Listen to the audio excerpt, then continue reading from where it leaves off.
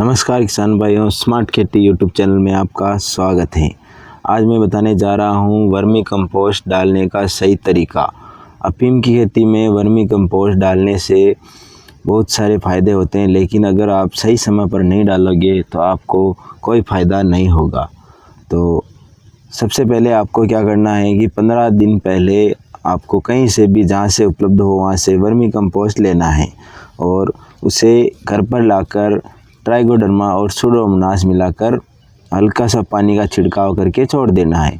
फिर जब अफीम की पहली सिंचाई हो जाए, जैसे कि आप ड्रिप से बोते हो या सिंचाई से बोते हो या जो रेन पाइप होते हैं उनसे जो पहली सिंचाई करते हो, उस समय आपको नहीं डालना है। कुछ किसान भाई जैसे अफीम के बेड या क्यारियाँ बनाते हैं, उससे पहले केंचुआ खाद डाल देते हैं, लेकिन वो डालने का सही तरीका नहीं है, क्योंकि 2 ट्राली भर के गोबर का खाद सड़ा हुआ वैसे ही डालते हैं और फिर उसमें NPK जो भी बेसल डोज होता है वो डाल देते हैं।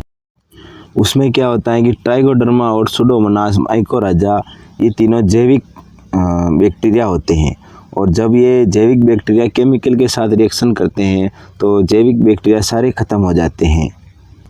हमको यह गलती नहीं करनी है। हमें पहली सिंचाई पहले जो भी डालते हैं वो डाल देना चाहिए। फिर जब दूसरी सिंचाई दूसरे या तीसरे दिन करते हैं, तब हमें केंचुए का खाद, वर्मी कंपोस्ट जो ट्राइकोडर्मा और सुडोमोनास मिला हुआ है वो डालना है, जिससे 3 फायदे हैं।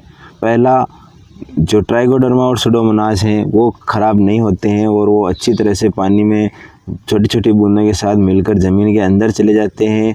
दूसरा, जो आपके पस्ता दाना बाहर पड़े रह जाते हैं, क्योंकि छिड़काव विधि से डालते हैं तो बाहर रह जाते हैं, वो वर्मी कंपोस्ट से कवर हो जाएंगे, जिससे जर्मिनेशन की प्रोसेस अच्छी होगी और इन्वायरमेंटल रूप से वो अच्छी फ़ायदा होगा। ट्राइकोडर्मा आपके जड़ों के लिए और फंगस लगती हैं जड़ों के अंदर, उसके लिए बहुत ही फ़ायदेमंद है, क्योंकि ये ट्राइकोडर्मा जो हमारे खेतों में जो इस साल नमी बनी हुई है बारिश की वजह से, उस नमी में बहुत फंगस आ चुकी हैं। इसी वजह से तो ट्राइकोडर्मा का कार्य है कि वह उस फंगस को खा जाता है, वह उसका भोजन है। धूप लगने के कारण ट्राइकोडर्मा ख़त्म हो जाता है, इसीलिए नमी के अंदर हमें ट्राइकोडर्मा डालना ज़रूरी है।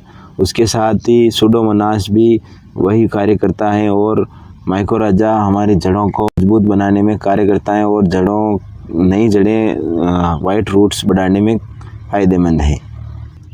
तो किसान भाइयों, ध्यान रखें, पहली पिलाई होने के बाद जब दूसरी बिलाई करते हैं तब हमें डालना चाहिए, जिससे कि नमी अच्छी मिल सके। दूसरी पिलाई में माइकोराजा डालने का एक और भी फ़ायदा है कि जब दूसरी पिलाई में माइकोराजा डालते हैं तो पौधे जैसे ही उगकर बाहर आते हैं तो उन्हें इंस्टेंट बूस्टअप मिलता है, जिससे हमारी फसल पीली पड़कर सूखती नहीं है और अगर ज़्यादा पानी आ गया या बारिश भी हो जाए तो भी वो रोग प्रतिरोधक क्षमता उनकी अच्छी रहती है और जड़ गलन उसमें नहीं आता है।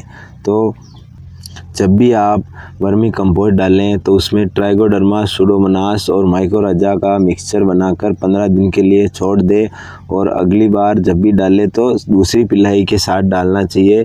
इससे हमें अच्छा रिजल्ट मिलेगा। धन्यवाद। ऐसी ही और जानकारी पाने के लिए स्मार्ट खेती यूट्यूब चैनल को सब्सक्राइब करें, लाइक करें। धन्यवाद।